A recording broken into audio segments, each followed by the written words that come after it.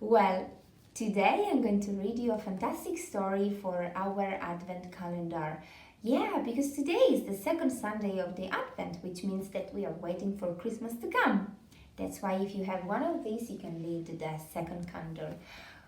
That's why today I would like to read you the story of the legend of the Poinsettia, which is written by Tomie de Paola, who was a famous and fabulous Italo-American writers and illustrator, yeah, as well.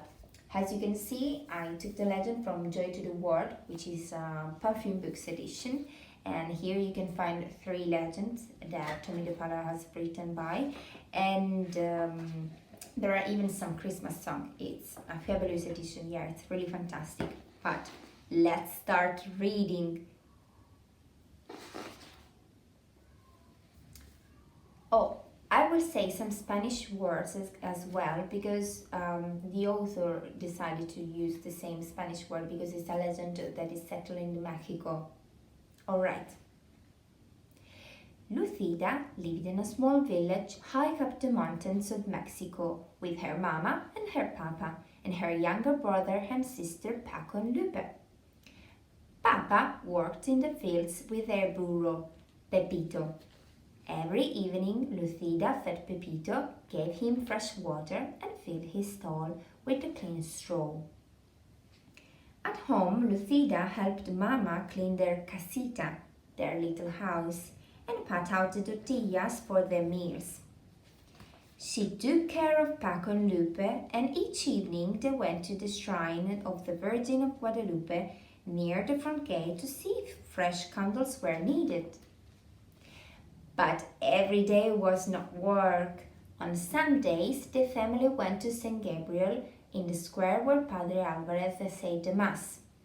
And all through the years, there were fiestas and holidays, which always began with a procession that wound through the village and ended in St. Gabriel. One day, close to Christmas, La Navidad, Padre Alvarez came to their casita. Ah, Señora Martínez, buenos días. Good day, Padre Alvarez said. I am here to ask you about the blanket which covers the figure of the baby Jesus in the Christmas procession. Oh, we have used the same one for so many years that it's almost worn out. Because your weaving is so fine, I have come to ask you if you will make a new one. Mi padre, Lucida's mother said. I would be honored, and Lucida will help me. On Saturday, Lucida and Mama went to the market to buy the wool for the blanket. They chose the finest yarn they could find. At home, Lucida helped Mama dye the wool the colors of the rainbow. Those colors will shine throughout the church, Papa said, as he watched Lucida and Mama string the yarn on the loom. As Christmas drew closer, everyone in the village was so busy. All the mamas were making gifts for the place at the manger of the baby Jesus in the church. The papas worked together putting up the manger scene in San Gabriel. Lucida and other children went to the church for singing practice for Christmas Eve procession, when everyone would walk to San Gabriel singing and carrying candles. Once inside, Padre Alvarez would lay the figure of baby Jesus in the manger, and the villagers would go up and place their gifts around it. Our gift will be the blanket for the baby Jesus, Lucida told her friends. I'm helping Mama weave it. One afternoon, a few days before Christmas Eve, Lucida and the children were singing in the church when Senora Gomez came hurrying in. Lucida, you must go home. Your mama is sick and your papa's taken her down to the town to see the doctor. You must take care of your brother and sister until your papa returns tonight. Oh, Lucida was frightened. Mama had never been sick before. When she got home, Paco and Lupe were crying. They were frightened too. Oh, Lucida tried to comfort them. She made some food and sat down to wait for Papa. That evening, Papa came in, looking tired and worried. He drew Lucida close and said, Lucida, mi niña, your mama is ill. Your aunt, Tia Carmen, will take care of Mama until she's well. But I must go back and stay with Mama until I can bring her home. But it won't be until after Christmas. Senora Gomez will take care of you and Paco and Lupe while I am gone. She will come for you tomorrow. The next afternoon, Lucida overheard two women talking. Lucida's mama is ill. She won't be able to finish the blanket for the procession. Isn't it a shame? See, the other woman said. We are all so disappointed. Padre Alvarez will have to use the old one, not one. Lucida went home to feed Pepito and get clothes for Paco, Lupe and herself. She looked at the unfinished blanket on the loom. Perhaps I can finish it, she thought. But when she sat down and tried to weave, the yarn got tangled. The more she tried to untangle it, the worse it got. It was no use. She could never finish it by herself. She took the unfinished blanket to Senora Gomez. Oh, Lucida, it is so tangled. There isn't time for me to fix it, Senora Gomez told her. Tomorrow is Christmas Eve. Oh, Lucida started to cry. It was her fault the blanket was ruined. Her family wouldn't have a gift to place at the manger for the baby Jesus. Don't worry, Lucida. We will all go to the procession together.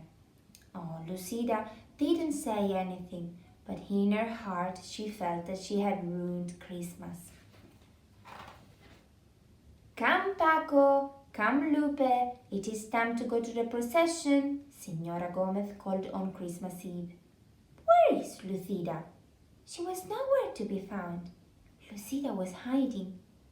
Can you see her? Can you spot her? Yeah, she's down there with the purple coat on. From the shadows, Lucida watched everyone gather for the procession. The candles were lit, the singing began, and the villagers walked to San Gabriel carrying gifts to place at the manger. Lucida walked along in the darkness and watched the procession going to the church, followed by Padre Alvarez carrying baby Jesus. Little girl, are you Lucida? An old woman stood in the shadows nearby. See, Lucida answered, wondering who she was. I have a message for you. Your mama is going to be fine, and your papa will bring her home soon. So you don't have to worry. Go now into the church and celebrate Christmas with the others. Paco and Lupe are waiting for you. But I can't, Lucida told her. I don't have a gift for baby Jesus. Mama and I were weaving a beautiful blanket, but I couldn't finish it. I tried, but I only tangled it all up. Lucida. Any gift is beautiful because it is given, the old woman told her. Whatever you give, the baby Jesus will love because it comes from you. But what can I give now? Lucida said, looking around. A patch of tall green weeds grew in a tangle nearby. Lucida rushed over and picked an armful. Do you think this will be all right? Lucida turned to ask an old woman, but she was gone. Lucida walked into the church. It was blazing with candlelight, and the children were singing as she walked quietly down the aisle with a bundle of green weeds in her arm. What is Lucida carrying? A woman whispered. Why is she bringing weeds into the church? Another one murmured. Lucida reached the manger scene. She placed the green weeds around the stable, then she lowered her head and breathed. A hush fell over the church. Voices began to whisper. Look! Look the weeds! Lucida opened her eyes and looked up. Each weed was tipped with a flaming red star. The manger glowed and shimmered as if lit by 100 candles. When everyone went outside after the mass, all the clumps of tall green weeds through the town were shining with red stars. Lucida's simple gift had indeed become beautiful, and every Christmas to this day the red stars shine on top of green branches in Mexico. The people call the plants La Flor de Nochebuena, the flower of the Holy Night, the Poinsettia. Oh, my little sweet pies, this story is so lovely and wonderful. And it teaches a very important thing. Do you remember what the old woman said to Lucida? Yeah, that it's not important what do you give to baby Jesus, because it's important that you give whatever you want. It's important because you give it to him. As the author said at the beginning of the story, he said that the beauty of the gift is in giving. Exactly. So it is not important what you give to baby Jesus. It is important that it comes from you. It is something that you have made. It doesn't have to be some rich or some beautiful things, even in a little things. Because this is what Jesus teaches us, that he has come in a poor stable to teach us that the important thing is just to love, to send on the love, as him love us. So I hope you did enjoy this story like me, and I hope to see you again for the next story. Bye!